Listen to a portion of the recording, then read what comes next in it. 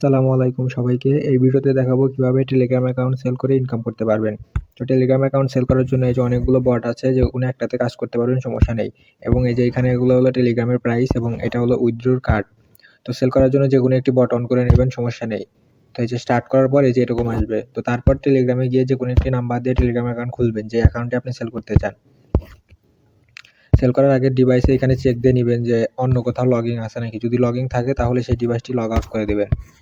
তো number copy করার পর সেল করার জন্য এই যে এখানে ক্লিক করবেন। সব বট কিন্তু একই নিয়ম, শুধু সেল করলেই হবে।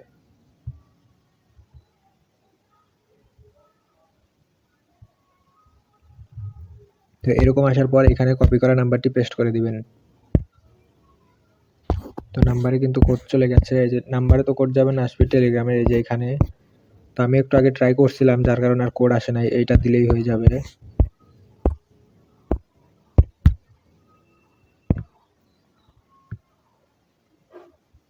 এই যে হয়ে গেছে কিন্তু। তো হওয়ার পরে এই যে তারপরে কি করবেন, টেলিগ্রামে এসে এই অ্যাকাউন্টটা লগ আউট করে দিবেন।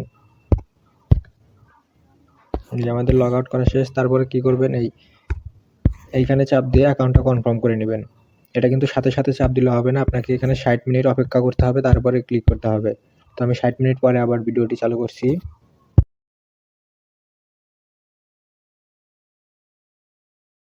তো আমার এখানে 1 ঘন্টা হয়ে গেছে। তো এখন কি করতে হবে, এখন শুধু এই যে এখানে চাপ দিয়ে অ্যাকাউন্টটা কনফার্ম করতে হবে। এখানে চাপ দেওয়ার পর কিছুক্ষণ অপেক্ষা করবেন।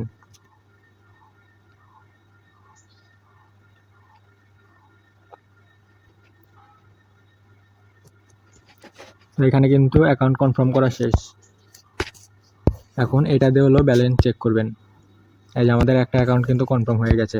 তো এখন এটা উইথড্র করবেন কিভাবে, উইথড্র করার জন্য এই যে এইখানে চাপ দিবেন। তারপরে এই যে কার্ড সিলেক্ট করে এখানে চাপ দিবেন। তো কার্ডের নামের জন্য জাস্ট এই যে উইথড্র যে কার্ড আছে এখানে একটা চাপ দিলে এটা কপি হয়ে যাবে। এবং তারপর বটে গিয়ে এখানে সেই কার্ডটা দিয়ে টিক দিয়ে দিবেন। এই যে আমাদের উইথড্র কিন্তু কমপ্লিট হয়ে গেছে। তো এখন কি করবেন, এইভাবে একটি স্ক্রিনশট নেবেন। আপনি যে উইথড্রটা দিয়েছেন সেটার একটা স্ক্রিনশট নেবেন। নেওয়ার পরে এই যে এখানে অ্যাডমিনকে গিয়ে এই স্ক্রিনশটটা দিবেন এবং বিকাশ অথবা নগদ নাম্বার দিবেন, তাহলেই কিন্তু হয়ে গেছে।